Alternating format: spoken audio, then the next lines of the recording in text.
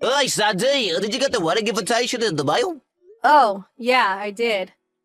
I went ahead and put it in your room. Thanks. Whose wedding is it? A friend from back in middle school, who I thought I would go since you went to the trouble of sending me an invitation. That's nice. I don't remember ever hearing about this friend before, though. Yeah, I haven't seen her in a while, but we found each other on social media. The wedding is next month, actually. We ended up getting invited pretty late in the game. Yeah, that's pretty short notice. Oh, by the way, a lot of my old friends are going to be there. So we're going to go on a little trip together afterward. I'll be back in about 3 days. Wow, sounds like you have a lot of plans made already. Kind of wish you would have let me in on this sooner. Oh, yeah, I should have told you sooner. Sorry you had to find out like this. I was just so excited about seeing the old gang again. We got to talking, and before we knew it, we were planning the trip. I hope you don't mind. I'm not mad or anything. I can understand why you'd be excited to see your old friends again. Thanks for being a good sport, Sandy.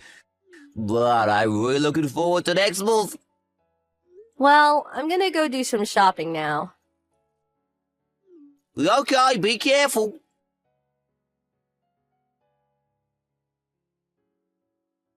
Jonah, are you at the venue already? Yeah, I was just relaxing in the hotel. They reserved an incredible hotel for the ceremony. There's a hot spring, and my room has a great view. This place is awesome! Sounds nice. You're at the Barrendale Hotel, right? The one that my cousin had her wedding at. With the wedding venue built into the hotel? How did you know? It was on the invitation. Oh, that's right. That was 3 years ago, right? I think, right? Yep. Oh, hey, my friends are calling. I've got to go. Okay, have fun. Talk to you later.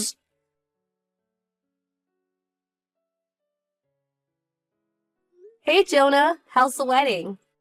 Has the venue changed in the last 3 years at all? Huh?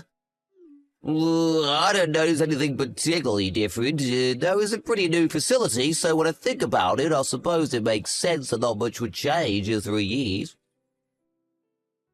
Yeah, I guess you're right. But I'm looking at something pretty shocking right now. What? So this wedding for your old friend. You're the groom, aren't you? You looked so happy in the chapel just now when you exchanged your vows. I haven't seen you look that happy in a while. The invitation you showed me was a decoy to keep me from being suspicious, wasn't it? What? Of course not! Hey, what's up with you? Is something wrong? Well, I'm just at the wedding as a guest, remember? Hey, the reception is going to start soon. Gotta run! Wow, you're really dedicated to the bit. How long do you plan on keeping it up? Beat? What beat? You know, your whole story about your old friend. Huh? Maybe you should just ask your bride about it yourself. I told Rachel everything. You what?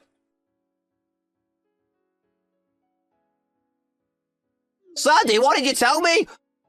I had no idea you and Rachel were related. How was I supposed to know that? Do you have any idea the position you put me in just now? Well, I mean we're related, but not very close. Like third or fourth cousins. I only ever spoken to her once. It was at her great-grandpa's funeral. I barely knew anyone there, so I just hung out with the other relatives my age. Like, we're not even close enough for her to invite me to her wedding. Then how did you know? My great-aunt was invited to the wedding. She saw you go into Rachel's room at the hotel yesterday. She sent me your picture and asked, "Hey, isn't this your husband?"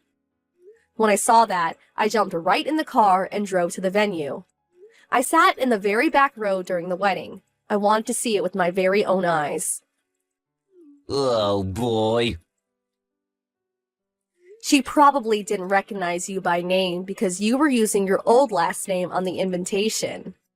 After all, You ended up taking my last name after a wedding, because your parents had cut you out of their lives after a big fight a few years prior. You did a good job covering your tracks. I don't think anyone else caught on to you before the wedding. You told your little sob story about your fight with your parents to get her not to invite them to the wedding. And the only other guests from your side of the family were the actors you'd paid to be there. Yes, I know about that too. You're my husband, Jonah. You're a married man. So, I don't want to hear you complain about the position you're in, seeing as how much you lied to Rachel. I didn't mean to. So, mind telling me how this all happened? Since you're still married to me, you can't get legally married to Rachel. You understand that, don't you? I never meant for things to go this far with Rachel. I was only fooling around. But I can't hit it off with her parents while we were dating. Rachel started calling me her fiancé, and well, here we are. You proposed? No. I didn't know this until later. But Rachel's family has this thing about dating where you can only date someone you're intending to marry. And all of a sudden, they started planning the wedding. Booking a venue, buying a dress. And I just got caught up in it all and, well, that all led up to yesterday's wedding. Well, that's quite a story. But it sounds like everything is all your fault. Hey, come on. Don't come on me. Give me a break. The wedding was called off and I'm obviously going to break up with Rachel now, so problem solved, right? Nothing is solved. What do you mean? You actually think there's no more problems here? Well, yeah. Rachel and I are breaking up. You plan an entire wedding with another woman, and you think this can be made okay by just breaking up with her? Well, I did spend a lot of money on the wedding, sorry about that too, but hey, that just means we need to work hard together to pay it off. I'm sorry. Do you think our marriage is going to continue as usual after this? Well, yeah, we are still married, aren't we? I'm divorcing you, you idiot. Why? What kind of psychopath would keep on living with the man who betrayed her? Sandy, let's talk about this, okay? You're at your folks' house, right? I'm over there tomorrow. Don't you dare. Stay away from me, you lying, cheating moron. Sandy, I'm not a moron.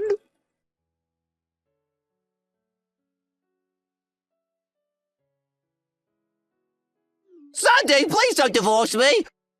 And please don't sue me either. I don't have any money. Yeah, I bet Rachel's suing you too. Plus, you have to pay the actors from the wedding. Exactly, I'm completely broke. Thanks for understanding, Sandy. You're a great wife. Hate to break it to you. But yes, I'm still divorcing you. And yes, I'm still suing you. I want a lump sum payment, by the way. What? Don't do this, Sandy. I only have to pay Rachel 100k for marriage fraud. If you have any feelings left for me at all, please at least don't sue me. Think of all the good times, okay? I have no feelings left for you, at all. That all went out the window when I found out you were cheating on me. Oh. Plus, I can't get the mental image of your dopey smile when you said "I do" the other day out of my head. But let's be real here. Do you honestly not understand the gravity of what you've done? I don't have a dopey smile. Yes, Jonah. Yes, you do. Very dopey. This is getting exhausting. Can you manage to muster up a few brain cells and think for yourself? I don't want to have to explain this all for you. Sandy? Would you like me to tell you more about how dopey you looked at the wedding? You said enough already. I took a hilarious picture. I might post it on social media. Sandy, I'm your husband. Not for long, you're not. Sandy! By the way, your parents messaged me the other day. What did they say? Rachel contacted them to see if there was anything else you were lying to her about. They had no idea you were married to me, or that you were marrying Rachel. They were pretty shocked. Well, I never told them, so... Also, if you cooperate with the divorce and move back in with them, they can get you a job and support you financially for a while. Really? Generous, aren't they?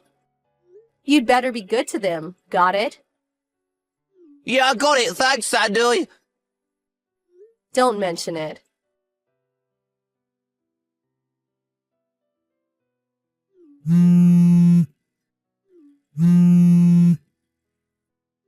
Sandy, I'm being kidnapped. I just got thrown into a black battle van.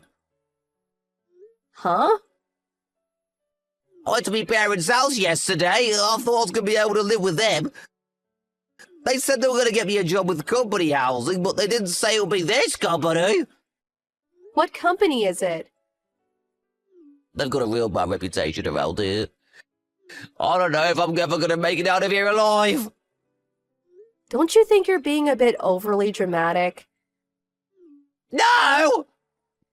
They said it was a company that has a very thorough training program for new employees that are, well, like you. I think it sounds perfect for you. Consider it an opportunity to turn your life around. How can you be so optimistic about this? Anyway, why are you contacting me? You paid the lawsuit judgment. Our divorce is finalized, as far as I can see. I don't have any reason to speak to you ever again. But Sandy! Goodbye, Jonah. Sandy! Wait! Enjoy your car ride.